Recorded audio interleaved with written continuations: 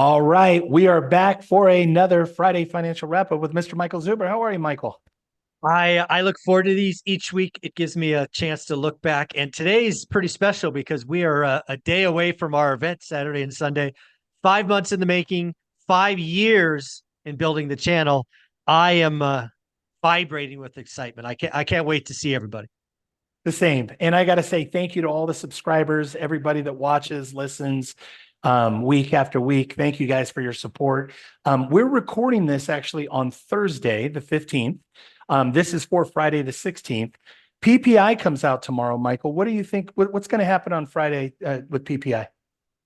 PPI again is a producer price index. I think it's going to surprise people. Again, I'm going to call my shot early. Again, I'm calling it Thursday. I think it's going to be soft.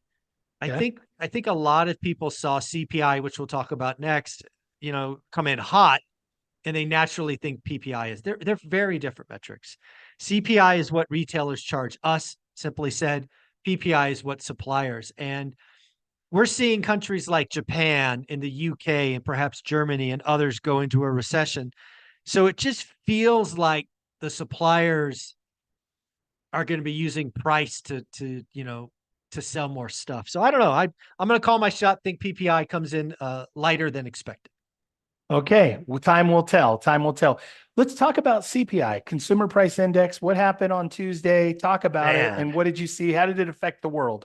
So CPI again. I have this shirt called "Swing and a Miss," which I wear when I'm wrong. I got CPI wrong. I had called CPI 6 weeks ago, breaking 3%, posting 2.9. The market, the experts were at 3. They ultimately came to 2.9, which probably should have been a red flag. Oh my God, the experts agree with me. I'm clearly wrong. And lo and behold, it came in hot. It came in at 3.2, I believe, much more than expected. And the other thing about CPI is we get 4 numbers month on month, year on year for core and headline. All 4 numbers were hotter than expected. So CPI was, numbers Tuesday morning shook the world. The 10-year ripped higher. The stock market took a big dump. And the other thing that happened is the market was expecting 6 or 7 rate cuts. It's now down to like 4. They were expecting, at a time they were expecting March rate cuts. Now it's June, so that CPI report was nasty. Then it was so nasty and the market reaction was so violent. The Fed president, Fed Goolsby, came out on Wednesday and said, let's not get too flipped out over inflation reading. And then Fed President Barr is like, the path to 2% will be bumpy. So it's like, man, that reaction on Wednesday was pretty violent because of CPI. Very interesting. And I got to say, it kind of plays into the theme higher for longer. I think Higher for somebody's been longer. saying that for a long time. Yeah. No cuts till June, baby. No cuts till June. I've been keep saying that. Yep. You've been saying it for a long time. Let's continue. So, Sacramento, there were some interesting stats that came out in Sacramento. What was it? Talk about it, unpack it. Yeah, I'm going to use these. So first and foremost, shout out to the creator of these stats, Ryan Lundquist. I think he goes by Sacramento Appraiser on Twitter, which is where I found them. So these are Ryan's numbers. Shout out to him. I'm just regurgitating what he said. But the reason I want to highlight them here is because I want all the viewers to find this information for their buy box, their city. So here's what Sacramento said. And again, if you look at these and you know these for your area, you can find out if it's hot, not hot, what's going on. So again, 3 stats. 1, 50%, half of all pendings in Sacramento went pending in 10 days or less. Wow. That's a hot market. Very much. 2, 53%, so just over half of the pendings had multiple offers. Yep. Hot. 3, in January, Sacramento closed 11% more deals than last January. That number to me is like, I'm not shocked because, again, if you're like me and you're in the weeds, you remember last January sucked. Yep. Right? Rates Yep. ripped. The market was down. That was the month that flippers lost their ass. They lost a bunch of money. Yep. But again, know your market. Find somebody like Ryan Lundquist they probably won't be for your buy box, right? 93703, blah, blah, blah, but they will be for your city. There's a Ryan Lundquist in all cities around the country. They're probably not as good as Ryan because he's the best, but there's somebody giving you those numbers. So do yourself a favor, be proactive, reach out, seek out people who are reporting stats on your area in your metro. So shout out Ryan. Great job, Ryan. Let's continue. Pretty wild, right? Multiple offers, Wow, all the while. 53%. Crazy. Yeah, very wild. Low inventory. Again, something you said, something you've been saying, something we've been talking about on this channel for a very long time. Let's continue. So let's talk about retail sales. What did you see this week? Man, retail sales. So last month, and again, it's always important to look at a number where it was, what was expected, and what happened. So what happened last time? It was reported that retail sales went up like 0.8%. They were revised to 0.4 positive. It was expected that January retail sales would be slightly negative at negative 0.2. They came in at negative 0.8. Now, you may be looking at that going, what's the difference? It's only 0.6. It's a 400% miss, right? We're talking big numbers, right? You think about retail sales and you miss by 0.6, that's millions of dollars. So, something I've called and I'm sticking to until I'm wrong or right is that we're going to have a recession. And if retail sales are down 0.8% in a month and trending down, we might be there. So retail sales weak. Interesting. So you think Q1, beginning of the recession right now? I think so. Yeah. That's what I've been calling. And with my audience, I don't like to flip flop. I'll hold it. I called it 6 months ago that Q1, Q2, 24 would be the start of the recession. So yeah, by my call, we are in it right now. Interesting. Well, that takes us to our next talking point, which is layoffs. What did you see this week? What are your thoughts about layoffs this week? Yeah, so January, I think, had announced 81,000 or so, if our memory serves, tech layoffs. Tech layoffs have continued just yesterday. Cisco announced 5% cut, which is 4,200 jobs. Instacart the day before announced 7%, which is 250 jobs. We are seeing companies remove headcount, right? If they foresee soft revenue and they want to maintain margin, the easiest thing to do is whack heads. It's unfortunate, but it's a reality.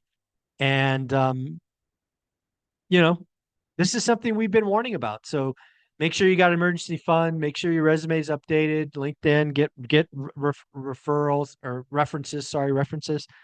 Just be prepared. And again, we're not talking crazy layoffs. We're not talking 50% or something. But it's fair to say that layoffs are up. But then again, if you look at the weekly unemployment numbers, which came out this morning, again, where they were, what was expected, what happened.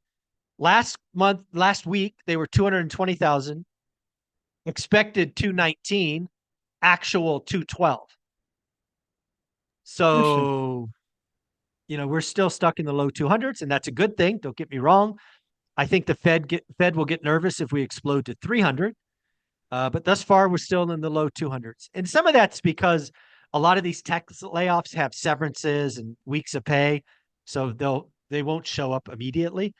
But we got to watch the weekly claims. That's an important number. Absolutely. And you've talked about that a lot, about just watching jobs, how important that is. And it's interesting, too. I want to go back. We haven't talked about this. I haven't heard you speak of this in a long time, but you talked about a rolling recession. And so, you talk about retail sales today. We talked about layoffs. This could be not a deep recession, but just maybe that finally where it shows up in the GDP. Is that pretty accurate? The odds of a rolling recession are not zero. And it's really weird as an economist, right? Rolling recession is one of those theories that we would talk about. They like to point at 1991 as the one example of a rolling recession. There's a good chance, and I don't know what good is, maybe 25, 30%. So non-zero, that we'll have a rolling recession. So what is that? That's where GDP never goes negative for a quarter, because what's weak, something else is strong. And it just kind of, balances out to a very, very low but non-negative growth. Yeah. And the best example I have for you is the most interest rate sensitive sector, and that's mortgage. Guys, I don't know if you know this, but the mortgage headcount, the people employed in the mortgage business is down 50% Yep. from the peak. Yep. That's a bloodbath. Yep. Bloodbath. But you know what's happening now? They're starting to hire. Interesting. So again, it's not higher in great numbers, but going from 50% reduction in bleeding all over the place trying to survive to, you know what? I feel good about where we are. Let's go hire one or two people. The staff is overwhelmed. Let's get ready for the refis or whatever's coming. Yep. Mortgage could come out while something else goes in. So it's the odds of a rolling recession for the first time in my adult life. It may not be theory, right? It could happen. It's not a non-zero chance. I think it's like 25, 30%. So 1 in 4, 1 in 3. Something to keep an eye on. Very interesting. Let's continue. I think the thing that we all pay attention to, 30-year mortgage interest rates. What are your thoughts? What did you see this week? And maybe unpack it a little bit. Man, 4 weeks ago when rates were crashing and they got to 6.6, how many people were screaming, "We're going sub 6, baby, sub 6. Here we go." And you go back and listen to playlists. I'm like, I don't think so. I hope we stay right here because we go sub 6, some stuff's going to start breaking. And lo and behold, rates did not go to 6. They went over 7. Yeah. They're over 7. So it's just be careful what you wish for. There's a saying in mortgage that I wish people understood: if you like it, lock it, right? If you're doing a deal and it makes sense at the current cost of capital, lock the loan. I know a lot of people in my growing network that were so confident that rates were falling, they didn't lock their loans. Yep.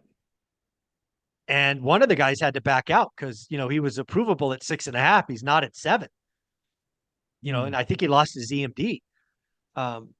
So again, if you like it, lock it. Don't gamble. Know the numbers. And 30-year money is a one-way bet. If it got better, you could always refi later.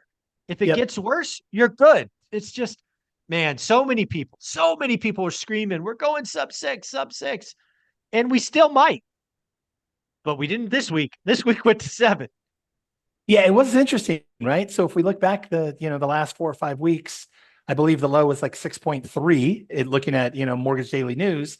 And, you look back and now we're at 7 plus 7.3, or excuse me, 7.03. Right. And so, you look at it, I had people 5 weeks ago were calling for 4.5% and 5% rates. And I'm like, that would destroy housing. That would destroy housing, right? It's for the median and below, right? It would have been horrible. It would have been horrible. We would have, if we got to 4.5. Yeah. I couldn't imagine. Interesting. Let's finish on a high note. So opportunity, where is the opportunity? What do you see going on? I know that here we are smack dab in the middle of February. Yeah. Let's call it, we're 6-7 weeks into the year. Where is the opportunity according to Michael Zuber? Well, again, I always talk about what I'm doing in my business right now. So right now, I think a lot of people got shocked with rates going to 7. There's definitely a pullback. I'm not changing. I am looking at properties that are 30 days on the market or longer, that have some signs of distress. They're not perfect. So I'm taking shots on single families. The other thing that you and I announced on the hub call is I will overpay for multifamily. I want to buy a 20, 40, a 50 unit building. I will overpay for it. But let's be clear, the seller is going to have to work with me and, owner carry and things of that nature. But I promise you, there's an owner out there, and hopefully several of them, that want to sell their building for a pretty penny. Yep. I think we can create a win-win because I will be a long-term hold. I'm not a fly-by-night value add, rip and repeat. I want to hold it forever. So I don't care if I overpay by $100,000. If we do the right note and structure, let's do it. And Ty, you're going to be my guy helping me with these. So if somebody's got a big building they want to sell or want us to look at, how should they reach you? ty@tylg.com. You email me. I treat emails like most people treat text messages, very responsive. And I want to just say to that, Michael, something we talked about, but there's so much tax benefit on both sides Yes. for the seller as well as for you as the buyer, as the acquisition on both sides, if you structure the right kind of seller finance deal. So I think, again, wholeheartedly, I think there's going to be a ton of opportunity for people to sell their buildings, sell their properties at max values, but also get all the benefits of the Yep. tax, the tax advantages Yep. through creative and seller financing. So Yeah, if somebody has a building, I prefer the Central Valley, but I'll look at anything. And Ty's my guy. He's going to support me on this. He's going to obviously get the part of the or get the commission at least on the buy side. We'll work that out. We'll work those details out. But yeah, yeah, he's going to support me on this. So reach out to Ty at tylg.com. Should be a lot of fun and good for. I want to be clear. The only way I'm overpaying is if it's good for the seller and good for me. I know we can yep. do it. Let's talk. I love it. Michael, I am excited to see you. We have a big weekend. I know that it's going to be recorded. So if you missed out on the virtual ticket, shame on you. But I will say that the recordings will be available at some point, probably in the next couple of weeks. Michael, can't wait to see you in Vegas. Have a great weekend. See you soon. See you soon.